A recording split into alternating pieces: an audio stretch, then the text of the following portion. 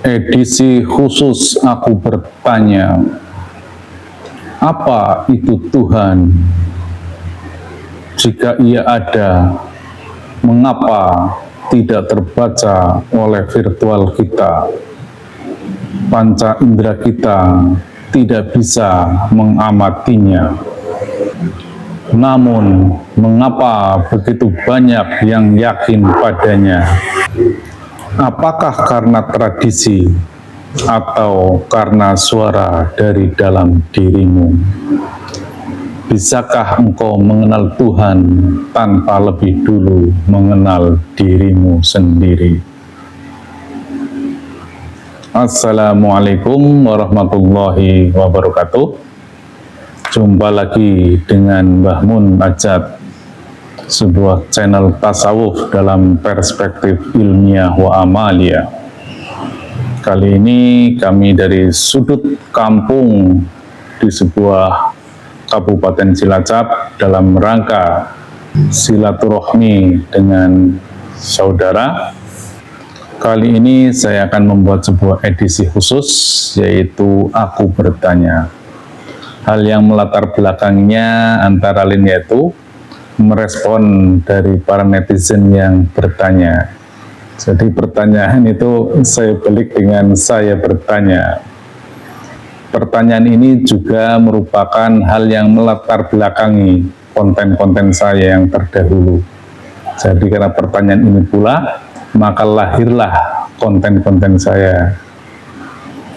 Dan berikutnya karena kami mencoba sesuatu ide atau gagasan yang baru. Karena hal ini sesungguhnya pernah dilakukan oleh seorang filsuf besar, yaitu Socrates. Bagaimana beliau mengungkap sebuah kebenaran melalui metode bertanya. Tentu pertanyaan yang akan kami ajukan adalah sebuah pertanyaan yang sangat fundamental, karena channel kami adalah channel yang mengampu terkait dengan tasawuf dalam perspektif ilmiah eksakta. Harapan kami dengan saya bertanya seperti ini akan menggugah akal rasional kita untuk bagaimana kita beragama secara lebih mendalam, secara lebih kafah, sebagaimana Al-Baqarah 208 untuk hulu fisilmi kafah. Jadi berislam itu harus kafah antara jasmani dan rohani, antara alam dunia dengan alam akhirat. Baiklah, pertanyaan yang pertama. Kita mengenal syahadat asyhadu an la ilaha illallah wa asyhadu anna Muhammadar Rasulullah. Itu adalah sebuah kesaksian yang amat fundamental. Bahkan ini disepakati sebagai batas antara seseorang berislam atau tidak. Pertanyaannya adalah, dalam syahadat itu, apanya Allah yang kau saksikan? Ini adalah hal yang sangat-sangat pokok. Selanjutnya, apanya Rasul yang kau saksikan? Ini menjadi amat penting agar kita paham apa itu kedudukan Rasul dan apa itu kedudukan Nabi. Apakah Rasul masih ada atau Rasul sekarang sudah tiada? Baiklah, kita lanjut kepada pertanyaan yang kedua. Sebagaimana Quran surat Toha ayat 14, Innani anallahu la ilaha illa ana fa'budni wa aqimis sholata lidzikri. Dirikanlah sholat agar kau mengingatku. Itu adalah sudah sangat tegas dan jelas. Pertanyaannya adalah, apanya Allah yang kau ingat? Padahal Allah itu adalah laisa kamitslihi syai'un. Allah itu walam yakul lahu kufuwan ahad. Apanya Allah yang kau ingat? Kalau kita pahami dalam perspektif ilmu pengetahuan, proses mengingat adalah adanya input. Input itu bisa dari pembaca virtual kita, bisa dari panca indera kita, kemudian diolah di otak kita, kemudian dianalisis, dan kemudian disimpan dalam memori otak kita, dan itulah menjadi sebuah pengetahuan. Dan pengetahuan itu bisa diretrieval, bisa diunggah kembali untuk menjadi pemahaman. Oleh karena itu, sekali lagi saya bertanya, bukankah Allah tidak ada materinya yang kita amati? Apanya Allah yang kau ingat? Kemudian saya lanjut kepada pertanyaan yang ketiga. Saya ambil dari surat Al-Hadid ayat ketiga. Wal awalu wal akhiru adh-dhahiru wal batin. Ini adalah sebuah kata yang saling menafikan. Allah yang awal sekaligus yang akhir, yang dohir sekaligus yang batin. Saya lebih bertanya kepada yang dohir dan yang batin. Dohir adalah sesuatu yang sangat nyata, yang sangat fisik, yang bisa diamati secara nyata. Sementara batin adalah sesuatu yang amat tersembunyi. Bagaimana ini menjelaskannya? Allah maha dohir, maha fisik, konkret, maha nyata, sekaligus juga maha batin, maha metafisika. Kemudian pertanyaan yang keempat, Allah bersemayam di atas ars, di langit yang tertinggi, sekaligus Allah juga sangat dekat, bahkan lebih dekat dari urat leher kita.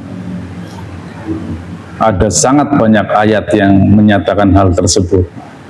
Menurut catatan kami ada 9 ayat, salah satunya adalah surat Yunus ayat ketiga, bahwa Allah ada di atas ars. Sementara di sisi lain Allah amat dekat, dan sekurang-kurangnya ada 3 ayat yang menyatakan seperti ini. Bagaimana menjelaskan peristiwa tersebut? Di satu sisi Allah sangat jauh, namun di sisi lain Allah sangat dekat, lebih dekat dari urat leher. Kemudian saya lanjutkan kepada pertanyaan yang kelima. Kita tahu bahwa Rasul Mi'raj ke langit 7. Kalau itu sebuah peristiwa fisik, karena ini yang banyak diyakini oleh umat ya pada umumnya, di mana Rasul naik buraq dengan kecepatan yang amat tinggi, melampaui kecepatan cahaya. Pertanyaannya, di manakah langit yang ke-1 itu? Maksimal langit yang keduanya di mana? Tidak usah terlalu jauh sampai langit ke-7, kalau memang itu sebuah peristiwa fisik. Cukup jelas pertanyaannya? Dan selanjutnya, implikasi dari hal tersebut, kalau kita komparasi dari ayat sebelumnya, Allah itu sangat dekat. Ngapain juga Rasul jauh-jauh sampai menuju langit 7 untuk menemuinya? Bukankah Allah sangat dekat, lebih dekat dari urat leher? Silahkan direnungkan dalam-dalam. Berikutnya adalah pertanyaan nomor 6, yaitu terkait dengan Quran surat Al-A'raf ayat 24 yang menjelaskan tentang Nabi Adam turun ke bumi dari surga. Kalau itu sebuah peristiwa fisik, surganya ada di mana? Kalau surganya ada di atas, bagaimana dia turun ke bumi? Coba renungkan dalam-dalam. Karena sering kali kita mencoba mengungkap hal ini dengan bertanya kepada teman-teman terkait hal tersebut, hampir rata-rata mereka menjawab Allah itu maha berkuasa. Karena maha berkuasa bisa melakukan apapun. Jadi tanpa penjelasan ilmiah. Inilah yang namanya dogma. Dogma adalah sebuah doktrin yang otoriter, yang diturunkan secara turun-menurun dari nenek moyang kita. Kita sebagai generasi selanjutnya hanya mengikuti generasi yang dulu tanpa mau menggali, tanpa mau berpikir. Padahal banyak sekali ayat-ayat untuk kita berpikir. Afala ta'qilun, afala tatafakkarun. Itu banyak sekali ayat yang memerintahkan kita untuk berpikir. Kemudian yang ketujuh atau pertanyaan terakhir ini adalah pertanyaan yang sangat fundamental. Karena ini terkait dengan status kita, terkait dengan positioning kita, yaitu tentang keimanan, tentang rukun iman. Karena ketika kita tidak termasuk ke dalam orang yang tidak beriman, maka bagaimana status ibadah kita? Karena hampir seluruh perintah ibadah makhluk itu terkait dengan keimanan. Perintah sholat, perintah puasa, perintah zakat, dan sebagainya, itu prasyaratnya adalah orang yang beriman. Padahal kalau kita merefresh Quran surat Al-Hujurat ayat 14, di mana ketika sekelompok Arab Badui bertanya kepada Rasulullah atau mendeklarasikan dirinya, ya Rasulullah, sesungguhnya kami telah beriman. Tetapi Rasul dengan tegas menjawab, kamu baru berserah diri atau baru berislam, karena di dadamu belum tertancap iman. Jadi kalau kita renungkan dalam-dalam, ada sekelompok orang mendatangi Rasulullah di zaman yang sama, menyatakan dengan tegas bahwa saya telah beriman, tetapi Rasulullah dengan tegas menjawab, kamu belum beriman. Untuk itu, mari kita coba elaborasi rukun iman. Iman yang pertama kepada Allah saya lewati, terlalu tinggi saya kira untuk membahas itu. Kita turun kepada iman yang kedua, iman kepada malaikat. Kalau kita lihat definisi yang ada, iman adalah percaya dengan sepenuh hati, mengucap dengan lisan, dan merealisasikan dalam bentuk perbuatan. Sekarang ketika kita menyatakan iman kepada malaikat, apanya malaikat yang kau imani? Bahkan malaikat tidak bisa disentuh dengan pembaca virtual kita, tidak bisa diamati dengan panca indera kita. Bagaimana kita mengimaninya?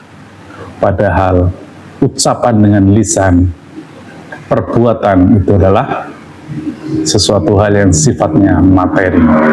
Kemudian berikutnya iman kepada kitabullah, bukan Al-Quran ya, kitabullah, kitabnya Allah.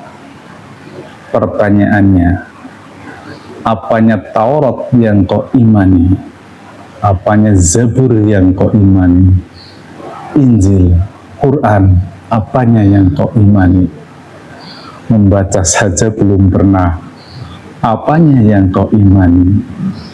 Ini adalah pertanyaan yang mendasar. Ini terkait dengan keimanan. Kemudian berikutnya tentang kerasulan. Ini bahasan ini cukup pelik, jadi saya lewati saja. Kemudian iman kepada akhirat, kepada hari akhir, bukan kepada hari kiamat ya. Ini kadang-kadang orang bercampur baur pemahamannya. Yang benar adalah iman kepada hari akhir, kepada akhirat. Namun faktanya banyak umat menganggap bahwa hari akhir atau akhirat itu adalah nanti, surga dan neraka itu nanti, padang mahsyar itu nanti, dan seterusnya dan seterusnya.